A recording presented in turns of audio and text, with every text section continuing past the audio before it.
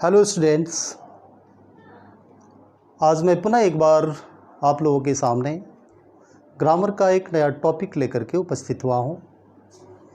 सबसे पहले मैं उन लोगों का धन्यवाद अदा करना चाहूँगा। I am very very thankful to those who have given their precious feedback. मैं ऐसे लोगों को मैं उनके प्रति कृतज्ञता व्यक्त करता हूँ जिन्होंने अपने बहुमूल्य बेशकीमती फीडबैक दिया। कई व्यूअर ने अपने बहुत ही अच्छे सलाह भी दिया। तो मैं आप लोगों को तहे दिल से हार्दिक रूप से मैं आप लोगों का धन्यवाद करता हूं। मेरे बहुत से स्टूडेंट्स हैं जिन्होंने कुछ नए टॉपिक्स की भी बात की, चर्चा की। उन्होंने कहा कि सर इस टॉपिक पर आप शुरुआत करें। तो उनकी मांग को देखते हुए, आप लोगों की मांग को देखते हुए आज मैं एक नए टॉपिक का मैं प्रारंभ करने जा रहा हूं। जो मेरा फ्लो चल रहा था वो सिंथेसिस पार्ट 5 तक का वीडियो मैंने आपको दिया है, लेकिन आप लोगों की मांग को देखते हुए, आप लोगों की इसको देखते हुए मैं आज एक नया टॉपिक की शुरुआत में करने जा रहा हूं। तो बच्चों, जैसा कि आप लोग जानते हो कि ग्रामर का जो बेसिक जो शिक्षा है वो दो चीज़ों पर निर्भर करती है। एक तो पहले आप लोग जो है पार्ट ऑफ स्पीच का अगर ज्ञान हो जाए, बहुत ही आवश्यक चीज़ है। पार्ट ऑफ स्पीच का ज्ञान अगर हो जाए तो ग्रामर के और अदर टॉपिक्स बड़े आसान हो जाते हैं। और उसी तरह से टेंस का अगर ज्ञान हो जाए तो फिर ये दो चीज़ें हमारी बेसिक हैं, पार्ट ऑफ स्पीच का ज्ञान और फिर टेंस का ज्ञान। ये इक्वली दोनों ही बहुत इंपॉर्टेंट हैं। ये बेसिक्स हैं हमारे ग्रामर में और डीपली जाने के लिए और डीप नॉलेज को ग्रहण करने के लिए। अगर इनका ज्ञान हो जाए तो बच्चे को, स्टूडेंट्स को, विद्यार्थी को आगे की हर जो ग्रामर के जो टॉपिक्स हैं बहुत ही आसान प्रतीत होने लगता है। तो बच्चों, आज हम एक नए टॉपिक की शुरुआत कर रहे हैं, आपकी ही मांग पर, आपकी ही मांग को दिमाग में रखते हुए। तो डियर स्टूडेंट्स, आज जो हम चर्चा करेंगे, उस नए टॉपिक की चर्चा करेंगे, वही है हमारा टाइम एंड टेंस। आज टाइम और टेंस की जानकारी की आज हम इंट्रोडक्टरी, आज परिचयात्मक, आज की हमारी क्लास होगी, आज की वीडियो परिचयात्मक होगी। टाइम क्या है और टेंस क्या है, वास्तव में टाइम और टेंस अलग अलग हैं या फिर टाइम टेंस एक ही चीज़ है, आज इसके बारे में हम जानेंगे। बहुत ही इम्पोर्टेंट टॉपिक है प्रारंभिक विद्यार्थियों के लिए भी और ग्रामर और इंग्लिश की जानकारी करने वाले सबके लिए ये बहुत इम्पोर्टेंट टॉपिक है। इस वीडियो को आप पूरी तरह से देखें और समझने का प्रयास करेंगे कि what is time and tense. तो चलते आज हम टाइम के पहले शुरुआत करते हैं कि टाइम क्या है बच्चों। हालांकि टाइम का मतलब भी समय ही होता है और टेंस का मतलब भी समय ही होता है। टेंस का मतलब काल, टाइम का मतलब काल यानी कि समय। फिर दोनों में आखिर डिफरेंस क्या हो सकता है? तो इसके बारे में मैं इतना ही कहूँगा कि टाइम जो है बच्चों, ये एक नॉन ग्रामेटिकल टर्म है। ये जो शब्द है ना, ये शब्द नॉन ग्रामेटिकल है, मतलब ग्रामर से इसका कोई रिलेशन नहीं है। ग्रामर जो है इसको प्रतिबंधित नहीं कर सकता है, अपने बंधनों में बांध नहीं सकता है। बच्चों, हम जिस ब्रह्मांड में रहते हैं, जिस धरती पर रहते हैं ना, इस ब्रह्मांड की उत्पत्ति कब हुई, कहाँ हुई और इस ब्रह्मांड का विस्तार कितना है, इसको क्या हम लोग जान सकते हैं क्या? किसी को ये बात बिल्कुल ही ज्ञान नहीं हो सकता है कि ब्रह्मांड की उत्पत्ति कब हुई, ये यूनिवर्स कब एग्जिस्टेंस में आया, इसका विस्तार क्या है। इसका मतलब है कि पूरी तरह से ये ब्रह्मांड जो है ना, ये पूरा का पूरा जो विश्व है ना, इनफाइनाइट है, असीमित है। इसको ना कोई जान सकता है और ना कोई जानने का प्रयास करे भी तो कोई फ़ायदा नहीं है। बच्चों, जब से ब्रह्मांड था तब से भी समय था, जब से सृष्टि की पैदाइश हुई तब भी समय था। आप लोग जानते हैं कि पृथ्वी हमारी जो है ना, आज से लाखों लाख वर्ष पहले एग्जिस्टेंस में आई। लोग कहते हैं, वैज्ञानिक कहते हैं कि पृथ्वी प्रारंभ में एक आग का गोला थी, आग का गोला थी, धीरे धीरे कूल डाउन हुई, लाखों वर्ष लग गए उसको कूल डाउन होने में। और कूल डाउन होने के बाद पृथ्वी पर लाखों वर्ष के बाद जो है यहाँ पर जीव जंतु पेड़ पौधे पैदा हुए, इत्यादि इत्यादि। ये साइंटिस्ट लोगों का मानना है। तो क्या बच्चों उस समय जब पृथ्वी पर पेड़ पौधे जीव जंतु नहीं थे, क्या समय उस समय नहीं था? समय उस समय भी था। समय को बाद में जब जीव जंतु पैदा हुए तो उन्होंने फील करना शुरू किया, महसूस करना शुरू किया। अर्थात आज से लाखों वर्ष पहले भी समय था और लोग इसको महसूस कर सकते थे, महसूस किया जा सकता था। इसका मतलब है कि समय एक नॉन ग्रामेटिकल थिंग है। ये एक वर्ल्ड वाइड कंसेप्ट है, जिसको कि मानव जाति जब वो भाषा जानता था तब भी परिचित, जब भाषा नहीं जानता था तब भी समय से परिचित थे लोग, इसको लोग फील करते थे।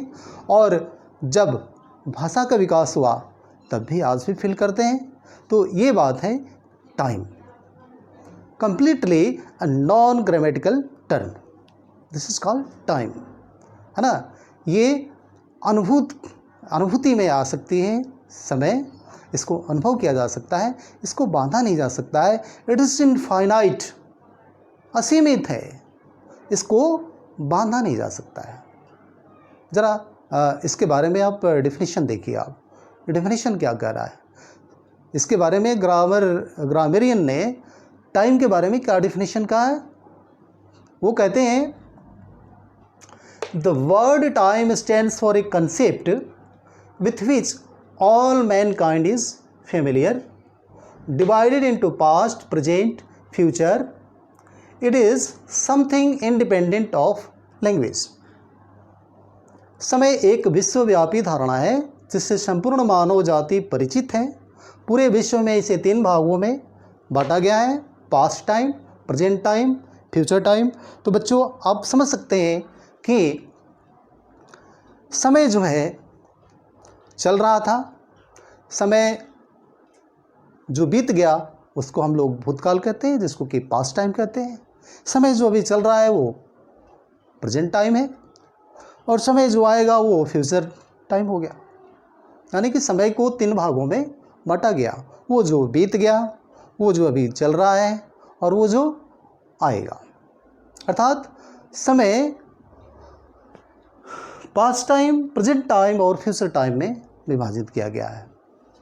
तो बच्चों ये हमारे जो समय है, तो फिर समय की बात जब हम करते हैं कि समय जो है नॉन ग्रामेटिकल थिंग है, तो फिर हमें इसकी चर्चा करने की ज़रूरत क्या पड़ती है भाई?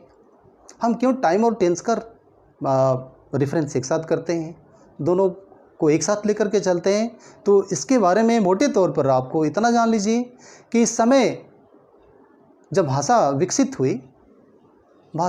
हुई तो शुरू में लोगों ने इशारे से बोलना शुरू किया, इशारे से इशारा सूचक भाषा का डेवलपमेंट हुआ। धीरे धीरे पिक्टोग्राफिक चित्रों के माध्यम से लोगों ने भाषा का विकास किया, और धीरे धीरे जब शब्दों का विकास हुआ और फिर भाषा धीरे धीरे इवोल्यूशन इसका होता रहा ना, तब लोगों को ये समझ में आई कि भाई भाषा को शुद्ध बोलने और लिखने के लिए हमें ग्रामर की आवश्यकता है, एक रूल और रेगुलेशन की ज़रूरत है। तो बच्चों टेंस जो है ना, इसी समय जो पास्ट और प्रेजेंट और फ्यूचर में बटा हुआ ना, इसी को जानने के लिए हम लोग टेंस का अध्ययन करते हैं। कैसे हम पास्ट को व्यक्त करें, कैसे प्रेजेंट को व्यक्त करें, कैसे हम लोग फ्यूचर को व्यक्त करें, बस टेंस यही रूल है कि भाषा के माध्यम से हम इन तीनों समय को, तीनों कालों को किस तरह से व्यक्त करें, किस तरह से हम लोग इसको एक्सप्रेस करें। तो जैसा कि आप देख सकते हैं कि जिस तरह से पास्ट टाइम है, उसी तरह से हमारे 3 टेंसेस भी हैं, पास्ट टेंस, प्रेजेंट टेंस और फ्यूचर टेंस। तो बच्चों टाइम की विवेचना करने के बाद हमें आपको टेंस की तरफ ले जाता हूँ। तो टेंस का पहले आप लोग डेफिनेशन देखें। डेफिनेशन क्या कहता है कि अ सेट ऑफ और forms indicate a particular point in time or period of time in the past, present or future is called ये टेंस और टेंस ऑफ वर्ब। डिफिनेशन कहता है कि टेंस जो है क्रियाओं का एक सेट है या एक समूह है, या क्रियाओं का एक समूह है जो वो क्रिया समूह ये प्रदर्शित करते हैं कि किसी भी कार्य के होने का समय क्या था। वो कार्य पास्ट में हुआ, भूतकाल में हुआ, या फिर प्रेजेंट में हो रहा है, या फिर फ्यूचर में होगा, भविष्यकाल में होगा। तो क्रियाओं का जो बदलता हुआ रूप है, कहता है कि टेंस से वर्ब के रूप या रूपों के समूह का बोध होता है जो पास्ट, प्रेजेंट या फ्यूचर में किसी खास समय बिंदु या समय की अवधि को दर्शाता है।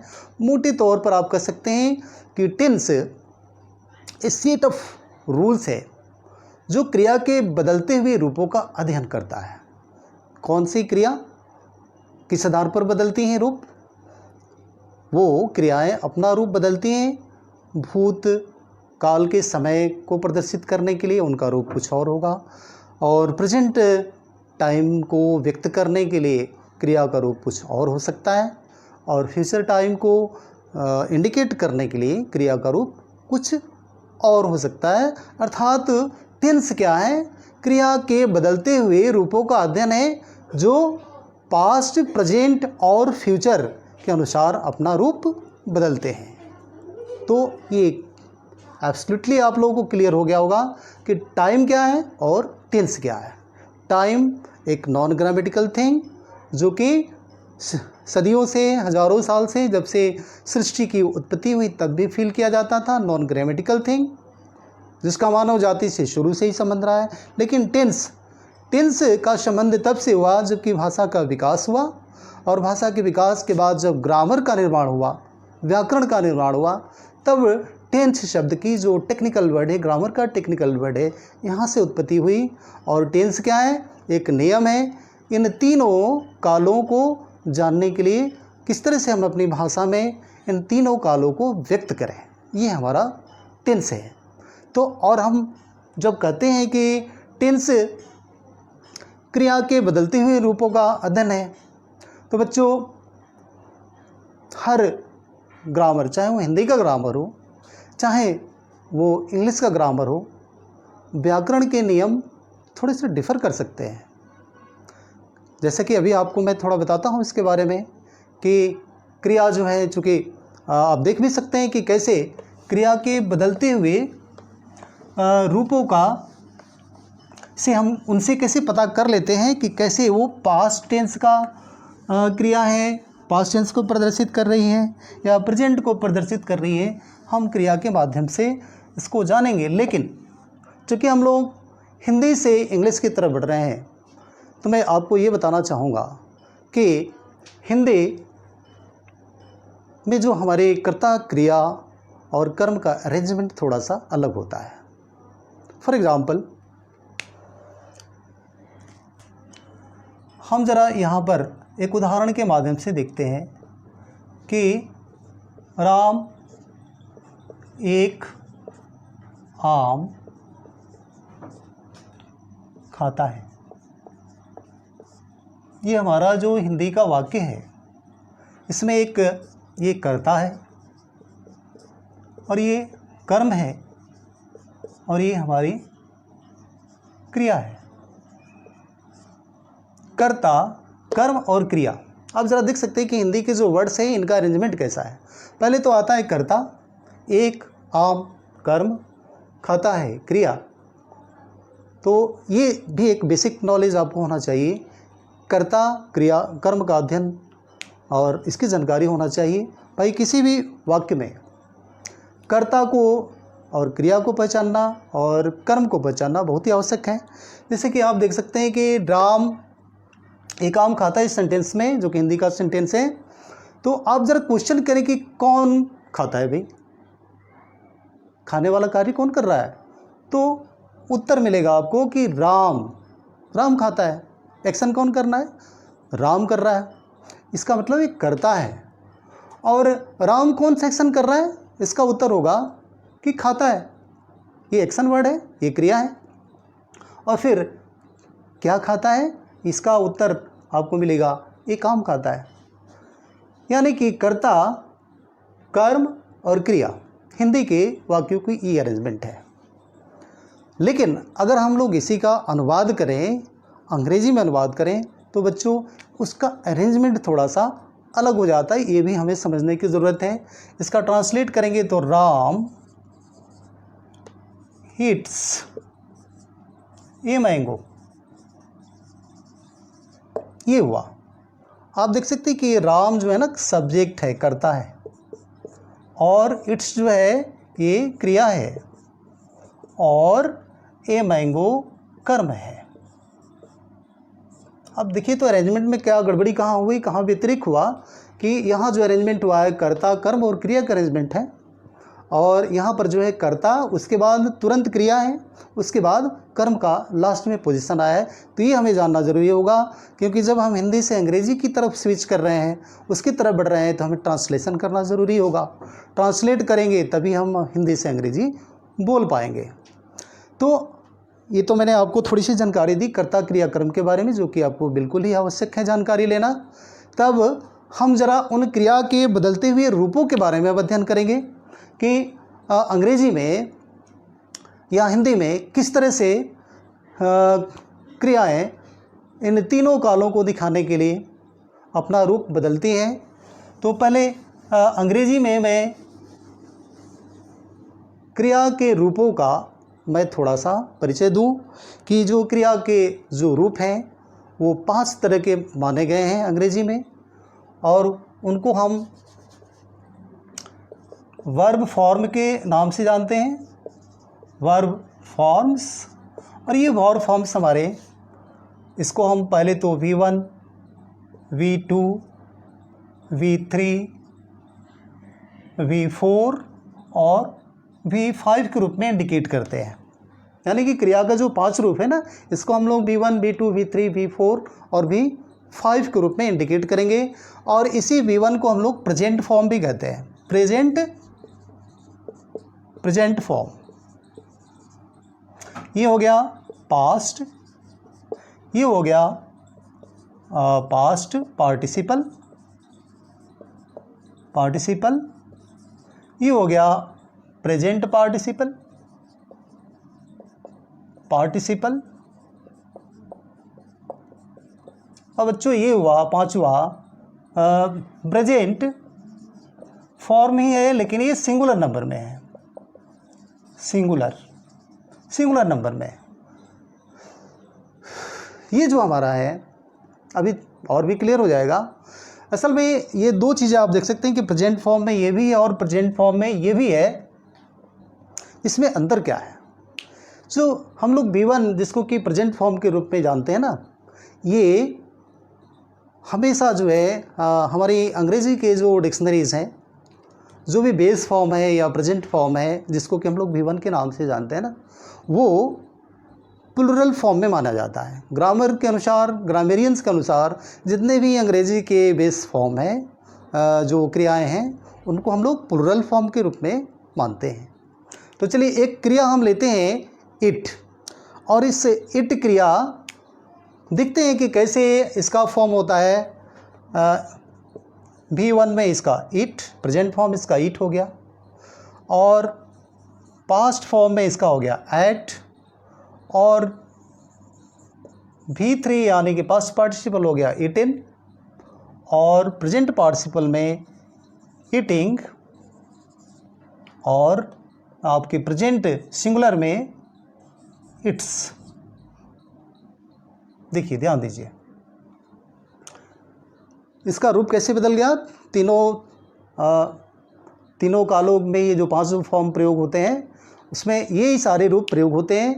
पहला ये जो प्लुरल फॉर्म है, प्रेजेंट फॉर्म, प्लुरल नंबर, और ये V5 जो प्रेजेंट है वो सिंगुलर फॉर्म है। तो ये हम कहाँ पर कैसे प्रयोग करना होता है, क्योंकि आप जानते हैं कि हर सब्जेक्ट के साथ क्रिया का तालमेल होना ज़रूरी होता है। जब भी सब्जेक्ट सिंगुलर होगा तो हमें क्रिया को भी सिंगुलर बनाना होता है, और जब भी सब्जेक्ट प्लुरल होगा तो हमें क्रिया को भी प्लुरल फॉर्म में देना होता है। तो बच्चों आप देख सकते हैं कि ये 5 फॉर्म टेंस में प्रयोग होते हैं, और इन्हीं 5 फॉर्म के द्वारा हम तीनों कालों को व्यक्त करते हैं, एक्सप्रेस करते हैं। तो हम इसको और आगे जो है बढ़ते हैं।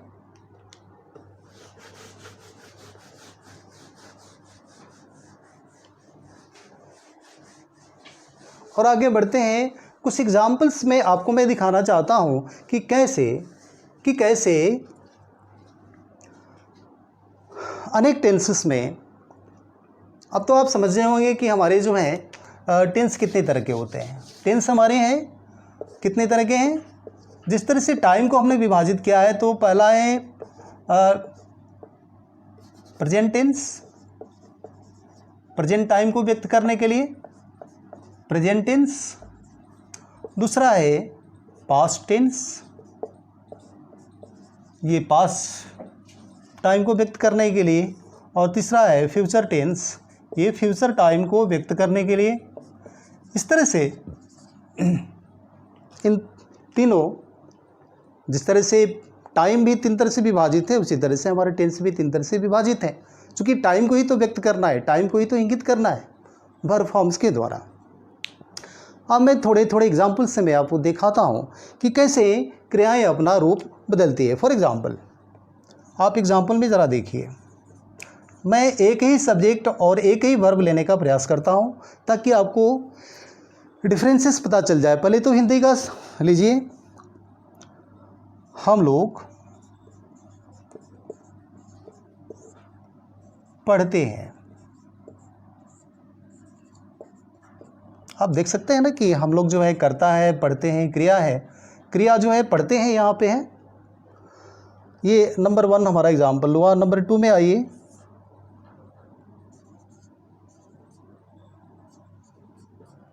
हम लोग पढ़ चुके हैं। यहाँ पर भी देख सकते हैं कि आप, हम लोग जो है करता है, पढ़ चुके हैं क्रिया है। दोनों में डिफरेंस आपको समझ में आ रहा होगा कि कर्ता एक ही है, क्रिया भी एक ही है, लेकिन क्रिया अपने समय के अनुसार अपना रूप बदलती है। हम लोग पढ़ते हैं, ये किसी और टेंस को व्यक्त करता है। हम लोग पढ़ चुके हैं, किसी और टेंस को व्यक्त करता है। अर्थात हर टेंस में समय को दिखाने के लिए क्रिया अपना रूप बदलती है। अगर इसी को अंग्रेजी में हम ट्रांसलेट करें तो भी आपको दिखाई देगा, वी रीड। ये क्रिया हमारा और ये सब्जेक्ट है, एस और ये वी। हम लोग पढ़ते हैं, क्रिया का रूप क्या है, रीड।